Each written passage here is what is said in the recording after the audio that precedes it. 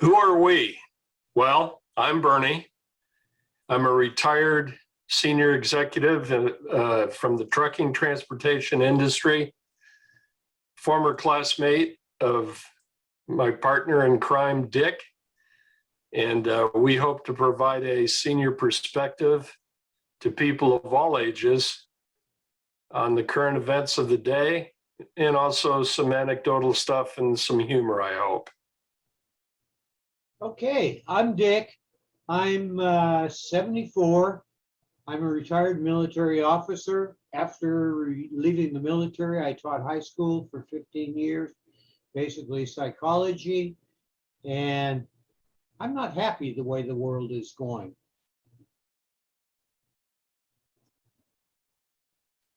Well, hello, Dick. I'm wondering if we get the sophisticated, glib, urbane Dick that I know and love today, or we get a little bit of a grumpy old man, which I wouldn't give you a hard time over, given the state of the nation. But you run with the ball this time around, and I'll jump in at will. Okay, I wasn't going to do this, but we might even have to start a segment called Stupid Is as Stupid Does. And, you know, the last week it's been incredible. We've got people driving down the freeway in their, quote, self-driving Tesla, sound asleep. There was the big crash and fire a couple of days later when there wasn't even a driver in the driver's seat. And, you know, it's common sense. Musk and everybody has said that it's assisted driving and you still have to have a human. And how somebody could be that stupid, I don't understand. Now, moving on with stupidity, there's the Ricotron that everybody's upset about, or no, or is it the Pelotron? I'm not sure what it is. But a kid got sucked under the treadmill, so everybody's going to sue. You know, no personal responsibility. Let's just sue. When the damn machine has got a safety key, and when you're done using it, you pull out the key, and that way your baby doesn't get sucked under the runner. Well, I agree with you, Dick. I mean, we're a nation of lawyers. In fact, we're inundated with lawyers, and a lot of them, unfortunately, have become ambulance chasers. That's why every product known to man has some type of written caveat and disclaimer, you know, to protect against lawsuits, but nonetheless they count. But yeah, parents need to take responsibility for their children, including in protests. Had to get that in. Yeah, well, you know, that's fair, but it's just that people used to be responsible, and now it's blame somebody else for their stupidity. And the news picks it up like, well, the Tesla is a faulty piece of machinery. The Peloton is unsafe and a bad piece of machinery. When they don't look at the stuff where people have to take responsibility for at least reading the instructions. When you talk about that accident in the Tesla, having come out of the trucking transportation industry, I mean, the notion of it is assisted self-driving, and they're doing tests on commercial vehicles, but the notion of 80,000 pounds going down the highway unassisted, give me a break. I'm not ready for it. I'm retired, so I don't have to worry about it now. But God forbid. That concerns me. Although I will say, just I'll put the plug in that the trucking industry has done a lot of things to advance safety on the highways, and Okay. but I saw the article you're talking about, and Unbelievable. yeah, it's a head scratcher. So. Okay, guess it's your turn. What's been bugging you? Well, No big surprise here, but I made some comments on my Facebook page about the Derek Chauvin case, the trial, the verdict, and naturally the fact checkers swooped in. But I found it disgraceful what Maxine Waters was doing to fan the flames in advance of the jury verdict, the threats of protests and her encouragement, telling the protesters to stay in the street. And, you know, these kind of antics from her are not new. Worse than Maxine Waters, however, was our president, Joe Biden, who was commenting on the case in advance of the verdict. So the only comment I made, which Facebook didn't like, given their liberal bent, was that there's a very good case, I believe, and I've heard from people with far more expertise than I, very good case on appeal that the jury may have felt very much threatened, because one of the key things the judge did not do was sequester the jury. With protests literally on the courthouse steps, with all the measures the city was taking to, put up plywood in anticipation of,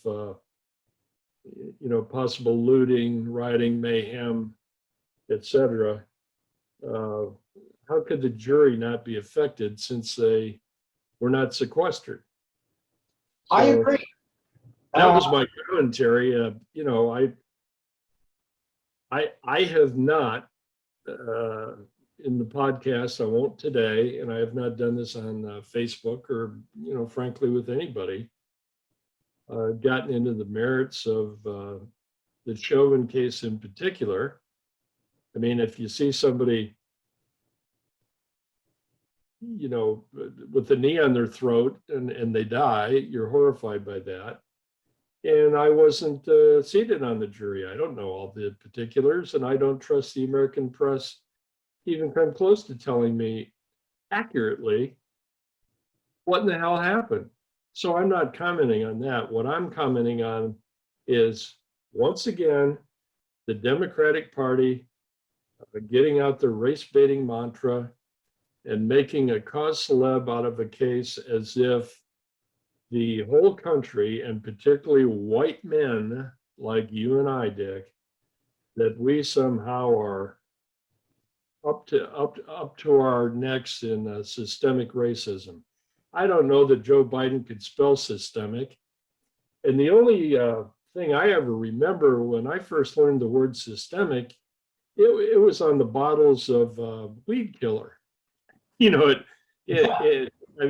indicated that you had to be careful with the product because it got down into the very roots. So but you had to read the instructions to get that. Yeah.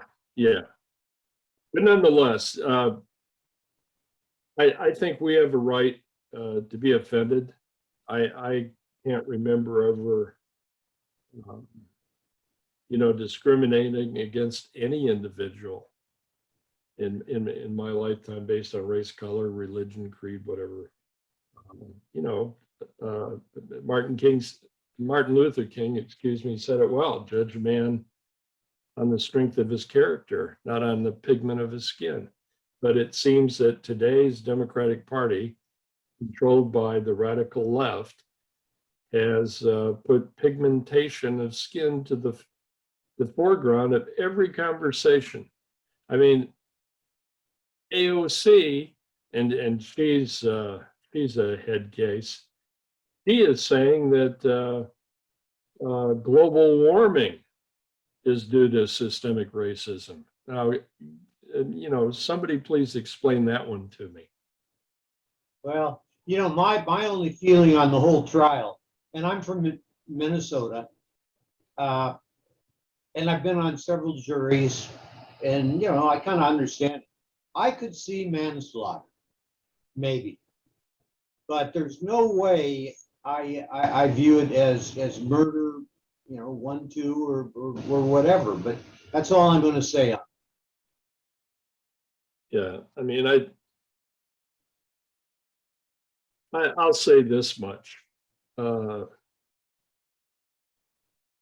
if you're surrounded by a crowd and the video would seem to suggest, I'm not being categorical in this statement, but the video would seem to suggest that the officer was very conscious of the crowd. And, who knows, maybe lost track of time simply because he was, keeping his eye on what might be occurring around him. I don't know. Well, I think it's a tragedy. Uh, and I'll say this, and this is, came out in the evidence that, um, the deceased, the individual that was asphyxiated, apparently by the cops' maneuver, was high on fentanyl. Well, I'm not suggesting for a minute that if you're high on something, you deserve to die.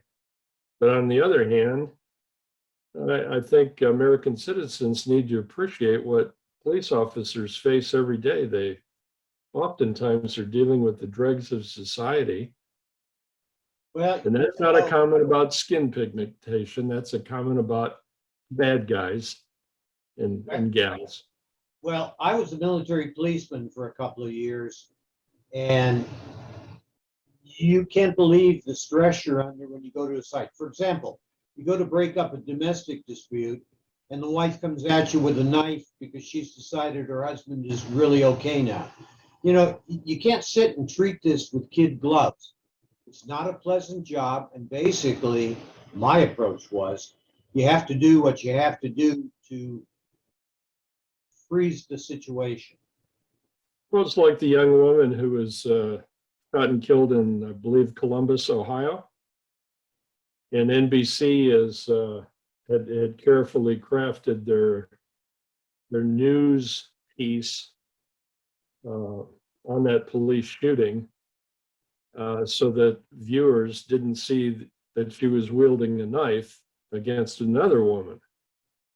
But officers, this is my understanding. I've never been a police officer, but my understanding is they're often taught that a knife can be much more deadly in a close quarter situation than a gun. Yeah, true. I remember the movie. I love to talk movies, but I remember the movie The Irishman, where Al Pacino playing Jimmy Hoffa does that little thing in the courtroom, saying if somebody pulls a knife on you, run. Yeah. And if they pull a gun on you, run towards them in a close quarter situation. And that kind of came to mind when I read the news piece on what happened in Columbus. I mean, again, another sad situation, but I think people are awfully naive. These people that come out of the woodwork every time and say, well, why didn't they use the taser, or why didn't they shoot him in the leg? And Oh, well, my wife's comment was, why not fire a warning shot? One of the first things you're taught in that situation, you do not fire a warning shot. You go for center of mass, and that's the way it is. But let's move on to another one of my bitches this week, and okay, that's the COVID pandemic. There's been over 600,000 US deaths, and yet people are still running around wanting to go to their bar. Now, I don't know why a bar is that important, but, and I'll let you get in on your mask wearing and stuff. But at my age, I can't afford to lose any more days to lockdown. I mean, every day is precious. And the people that can't get with the program are basically taking my life away from me. Now, in the past, like the polio epidemic of the early 50s and everything else, it was a patriotic duty thing. Everybody joined in. Right now, we got 20% of the people who don't want to get their shot. And I understand that. There's not a real problem with that, if they've got a logical reason. But what irritates me is we now have people paying $800 for a forged CDC shot card. In the meantime, you know, we're trying to get a COVID passport for travel or whatever, which brings up 2 points. As far as the forged cards, which a lot of people don't like anyway, you know, prior to the 60s, we all carried a yellow vaccination card. And when you traveled, you stuck it in your passport, and without your card, you didn't go anywhere. Now people are saying, the ACLU is, that cards and tracking is a violation of personal rights. What the hell happened between then and now, which is part of my thing. Final case was the guy here in Honolulu who tried to bribe a TSA agent with $10,000 to let him through without a CDC card or a negative test. I mean, how can people do that? These people are killing me. I hear you. I guess my comment would be with relation to the COVID-19 pandemic and the what's been done in across the country, particularly in the Democratic controlled cities and states.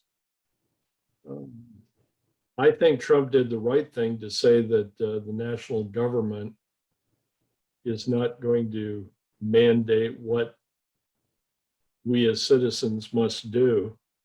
He gave the states, and I think that's appropriate, the right, they're closer to the action to control.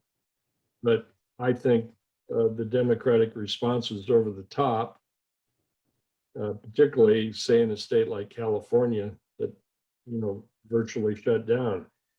From my vantage point, oldsters like me with some health issues needed to be very cautious.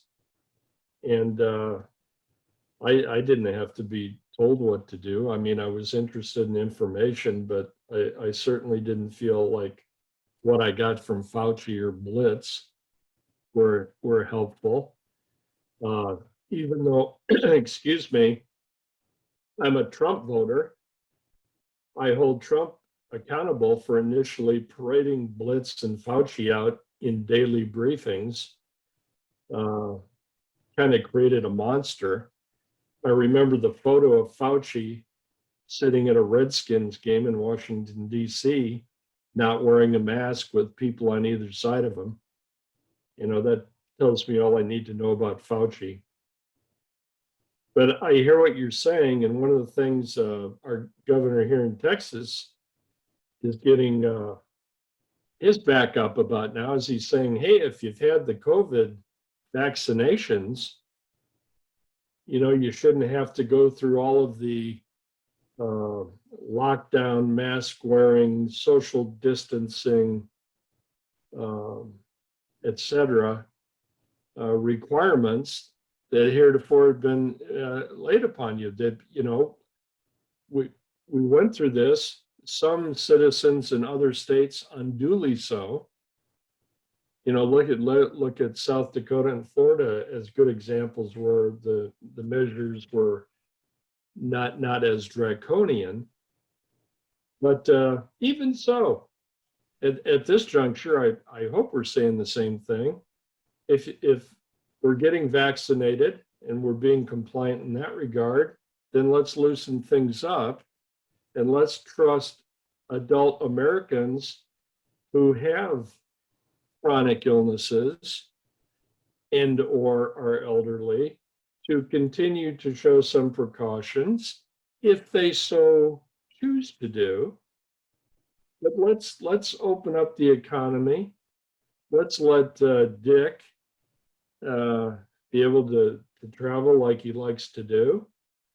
And let's get rid of this omnipresent control over American life. My last comment, and you know I'm going to go there, Dick, is Biden immediately upon entering office and now 100 days into it has opened up the southern border to everyone and anyone.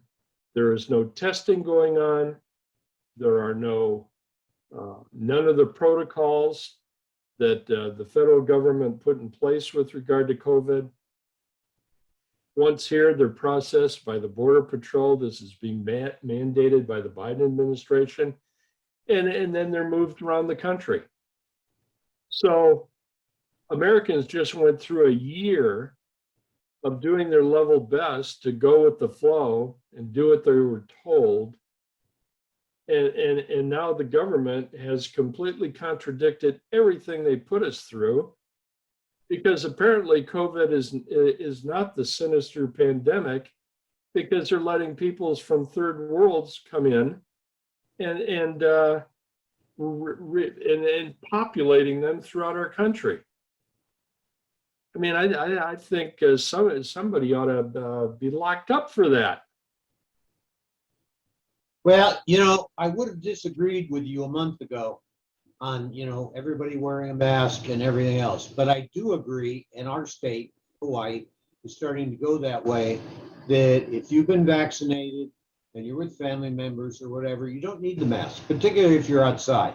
It's considered, safe to wear a mask inside. And I think we're getting to that point. But I think another point that people forget when they blame it on Trump is, it's not a national function to control this. It belongs to the governors. And so if something goes to hell in a handcart, which it has in some places, it's the governor's fault. It's not Trump.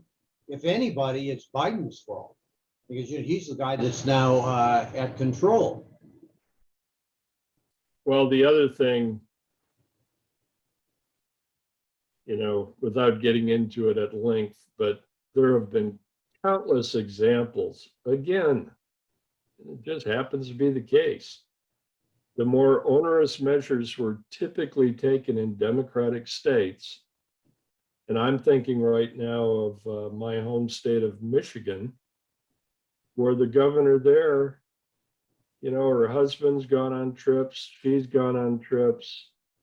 He said do A, and then they've done B. And, Americans are getting fed up with the contradictions. I find it interesting that in some places where more onerous measures were taken, there have been higher and more persistent incidences of COVID. And that's not a exact statement, that's a general statement. But nonetheless, we are where we are. And I'm for using prudent judgment by adults, and let the citizenry now make decisions post COVID vaccination. Sorry about that. My phone's ringing.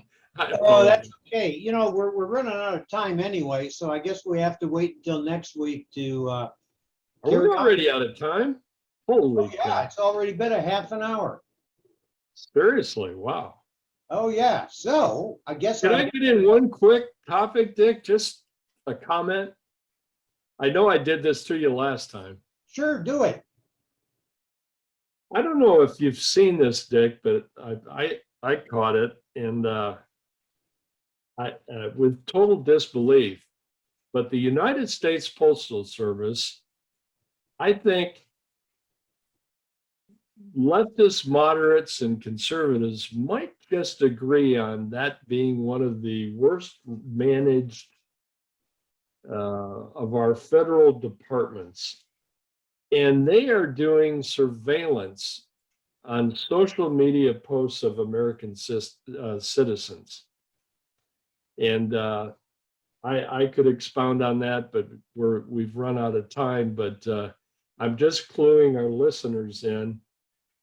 Big Brother is watching, and of all places, it's coming out of the police arm, and they have one, of the United States Postal Service. And I'm fed up enough with the fact checkers that won't let a conservative like me post with the freedom that liberals can post with. And now I find out that the Postal Service is, checking on social media posts. I mean, are they reading our mail? Who knows? I don't know. Well, I don't know where our mail goes, because when I pay off my credit cards, the money goes to San Antonio, Texas. And I keep on getting letters saying you're overdue, and I always pay my bills anyway. But I asked my postal carrier, there goes my phone too. Anyways, I asked the postal carrier where the mail is. He says he doesn't know, but it's taking an average of 3 weeks for a letter to get from here to San Antonio. I just can't believe it.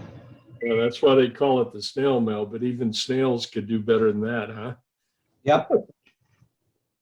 Well, Okay, start thinking about what's coming up next week. I don't know. I think I really have to continue with stupid is and stupid does. yeah, I think it's a good segment. Yeah, well, I just don't understand how people want to blame everything on everybody else. They can't read the instructions, they can't take personal responsibility, and the government jumps in and goes, oh, yeah. Well, speaking of stupid is as stupid does, if I can just circle back quickly, somebody told me why BLM and Antifa were burning down cities all summer long, and now they're doing it again in the context of racial tension, and not a damn thing's happening to those two organizations, but an innocent guy like me in my 70s who just wants to pontificate on political things is getting slapped on the wrist by fact checkers. People I can't talk to, explain myself to, or defend myself against. Now, I know the easiest thing is just to quit the platform, but if all conservatives quit these social media platforms, then the left has won, haven't they?